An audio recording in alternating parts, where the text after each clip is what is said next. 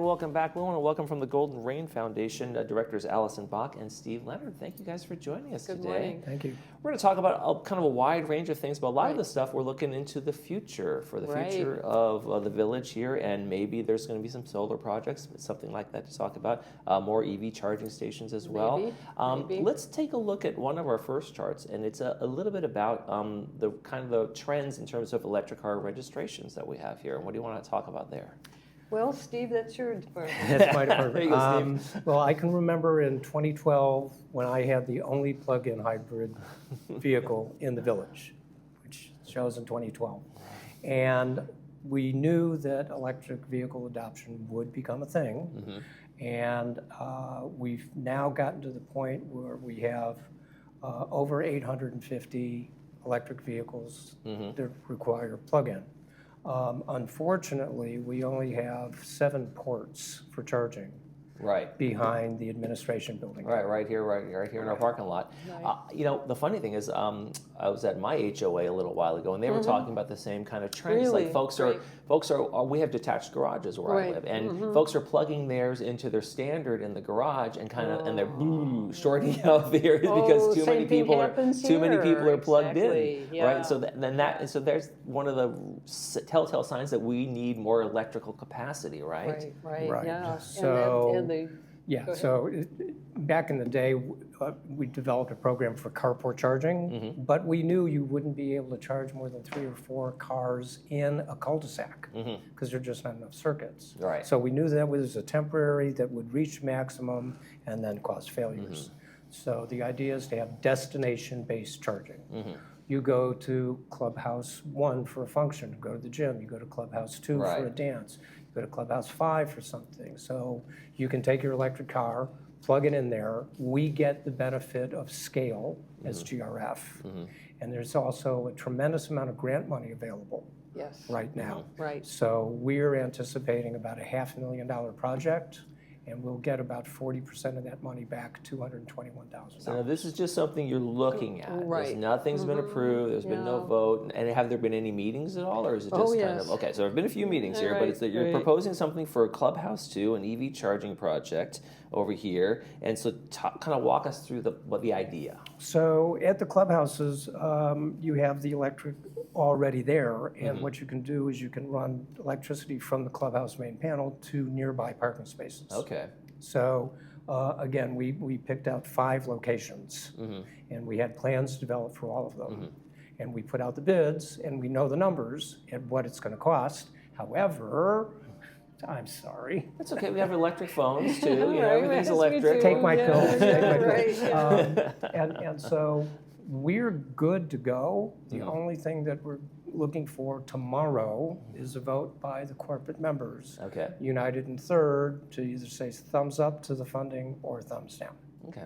And it seems to me like a no-brainer, and I'm just going to say it because I have my community where they just put some in over at the supermarket. People are going to do their shopping, and they're going all the time. People are using them. There obviously is a need.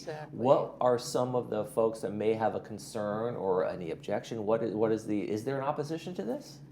Yes, there is, and it's really based on not understanding the numbers. First of all, the availability of a rebate for this program is not going to probably come again real soon. We have until the end of the year to complete this project, file for the rebate. We've already been approved by the state for it, but we have to build out and then get reimbursed for it. So there's that aspect of it. And that's do you know what the percentage of overall cost is? How much is the rebate kind of covers? It's about 40%. That's, wow. You take that disc, that's better than Amazon Prime right now. Yeah. Well, and other people say, well, why are you favoring EVs? You know, how about gas? How about, you know, the regular cars?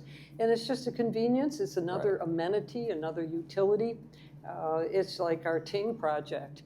That's going on. That can potentially be offered to everybody. And there's plenty of gas stations around. I think we have gas covered. We're doing a great job with gas. Yeah, the industry has done well. And one of the points people fail to understand is that the people who will charge at the stations will pay for the electricity, the operation, and the maintenance of the equipment. So it's not going to cost the residents here anything. The 7 ports in back of this building now take in a profit of approximately $7,000 a month for the Golden Rain Foundation. So folks who are saying, hey, don't raise our rates, we need look, where are these revenue streams? This can be a very possible revenue stream for the community as well, right? Yeah, that's absolutely right. And that's kind of the whole emphasis of the board right now. With the start of the TING project, with our fiber infrastructure project starting, when that contract was signed, it's a lot of millions of dollars, and it was shocking. So the mandate came out to look at everything, look at all of our financial plans for the year, this year and for next year, and decide what is it that we really need as opposed to what we really want, to be very conservative on our spending, to look at all of our capital projects and either recast them or defer them if it's possible. Because we want to be sure that we have adequate reserves. Now this calls for some long-term thinking as opposed to short-term thinking. And many of our folks, are they're here to enjoy life, and they're not thinking 15 years out, 10 years out, and so on. And so we've got to reconcile different interest level, long-term versus short-term thinking. And that means money, how we spend money, and what we can delay, what we can recast, and what we have to do now. So that's been a big challenge for this board. Right. And see, on that note, I mean, there isn't kind of I don't want this right here. I don't have an electric car. Well, you're not doing it for some of the people right here. You're doing it for the future proofing of the community to make sure that the needs are met. Right? The number of the electric vehicles is approximately doubling every 2 years. So if we have 850 now, in 2 years we may have 1,700. Right. And 2 years after that we may have 3,400. So it may become 20, 25, 30%. Right. And one of the big issues is you're looking for a home, you come here, you're shopping, and you have an electric car, you say, so where do I plug in my car? And we say, sorry, we don't provide any electric vehicle charging. You're going to turn to your real estate attorney and say, can you take me to another neighborhood? It can be seen as an amenity, right? Of course. Just like the golf or the ceramics or the pools and those kinds of things. And if you don't have it, then it's an impediment to the value of your property and potentially a sale. So there's a lot going into that. Okay. On that note, let's talk about another project you guys are looking at. Again, in the future, a solar ground mount. Solar ground mounts and some rooftops. There's some interesting photos to show, and you're looking at one right now. Steve, what is this one? This is the raw land between the back of the administration building where we are and the parking lot over by Clubhouse 7. And this is unused land. And it is. I see it every day out my window. It's the dirt pile, right? The famous dirt pile. Right. And ground mount is interesting because it's not the least expensive installation, but it provides for the most amount of solar panels that you can put on. Our electric bill for GRF is now running about $1.5 million a year. And it used to be 900. Yeah, it used to be a lot less. With the fires that have happened, the word is you can see a 22% increase coming very quickly, and then another 4% per year thereafter for another 3 or 4 years. So if you're looking at increase of 30% within the next few years, that means our bill is going to go from $1.5 million to $2 million a year. Are we going to do anything to mitigate that and save money? Probably a good idea. Yeah. So this slide is interesting. This shows a rooftop. Solar Service Center? Yes, exactly, on the service center. And one of the objections, sometimes people say, oh, those panels are ugly. I don't want to see those panels. Well, this is the service center, and it's the rooftop. And it's already ugly. Exactly. It's a utility building. Nobody goes in there to enjoy the aesthetics of the landscape. This would be a very utilitarian place to mount these.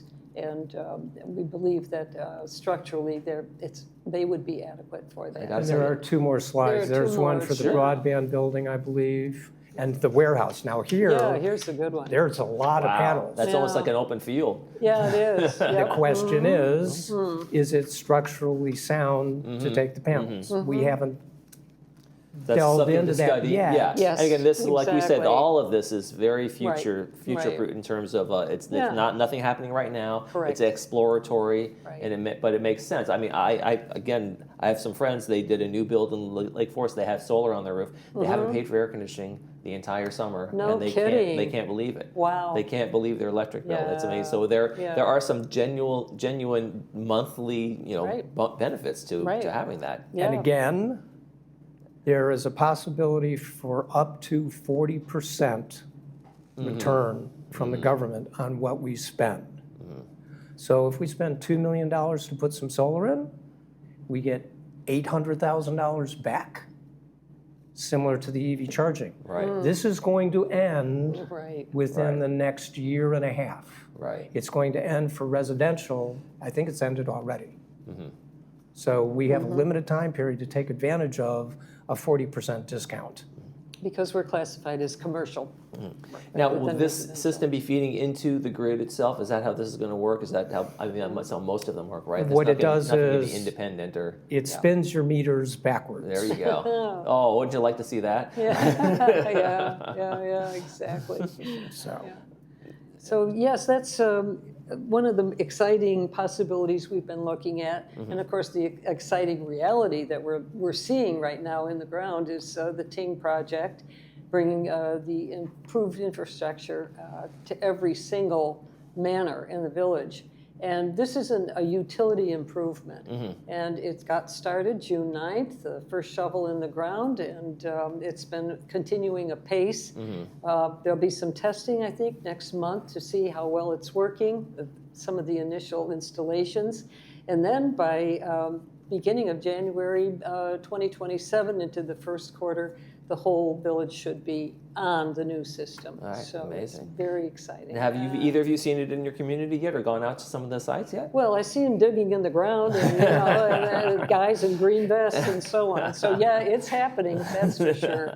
So it's a gradual process. Yeah. So yeah. In big one. terms of the kind of the advancements they're going to be in terms of service delivery and Wi-Fi, that kind of thing. I mean, are you guys, have either of you really explored a lot of that or heard? I mean, I know there's been presentations. Are you excited about the future of this? very. I mean, your speeds for your internet access are going to go from like 100 megabits per second to 2 gigabits per second. That seems like a lot. I'm no mathematician. And it's necessary because you're going to be streaming your entertainment content from Netflix or Apple or wherever, and cable is going away. So you're not going to be watching Channel 2 on a cable channel on your TV. You're going to be streaming that signal through your internet service. So you need that 2 gigabit access. That's 2 billion bits per second. Yeah.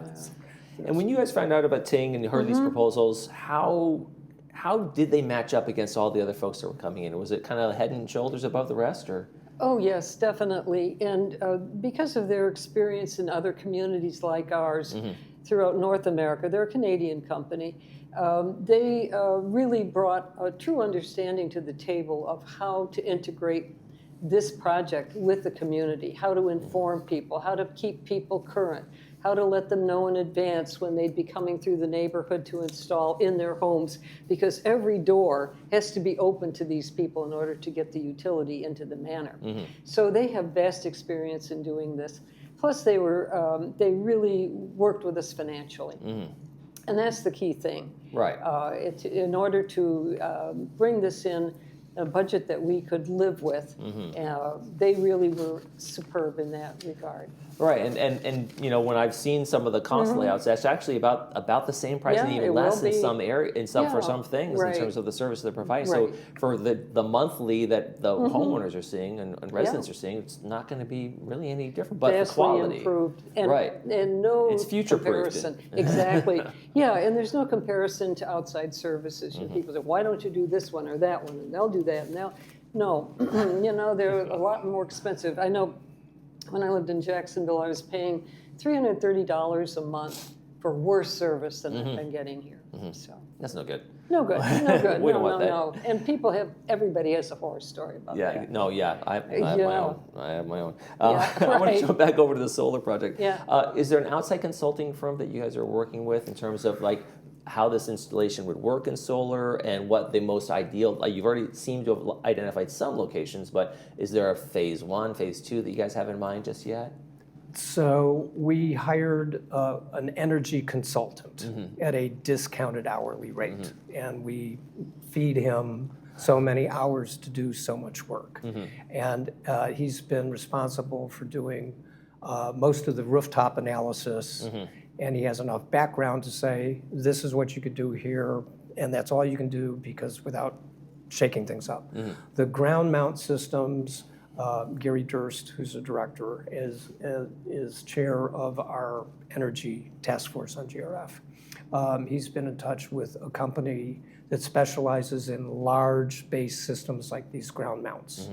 And for example, they said, we don't even want to look at rooftops. That's too small for us.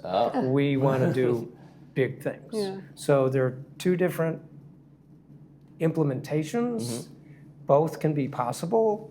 Either is practical at this point. 2 years from now, you lose that 40%. Yeah. Yeah, no, that's true.